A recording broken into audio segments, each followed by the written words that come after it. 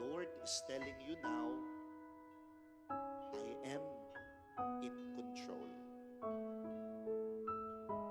Ibigay natin sa Panginoon.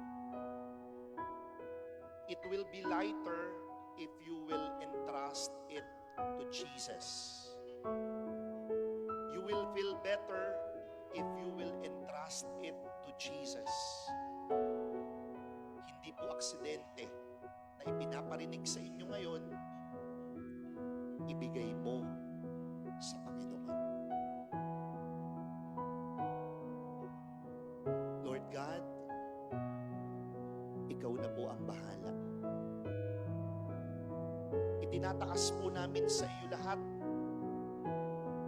mga mabibigat, mga malalaki, maraming pagsubok at problema, itinataas po namin sa inyo. Hipuin po ninyo ang puso ng mga nandirito, lalo na po yung mga may pinagdaraan ng battles. Sana po'y maging malakas sila, sana po'y makayanan nila at magtagumpay sila. Sana po umuwi kaming answered prayers ang mga pinapanalangin namin. Sana po makamta namin ng kagalingan sa aming karamdaman.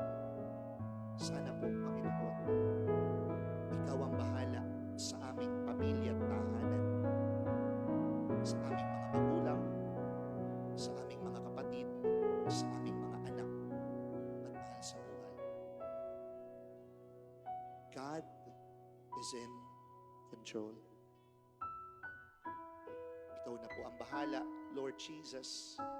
At sana po'y dalhin mo kami sa tunay na makapagdudulot sa amin ng saya at ginhawa. Hinihiling po namin ito sa iyo, sa ngalan ni Kristo, kasama ng Espiritu Santo, ngayon at magpasawalang hanggan.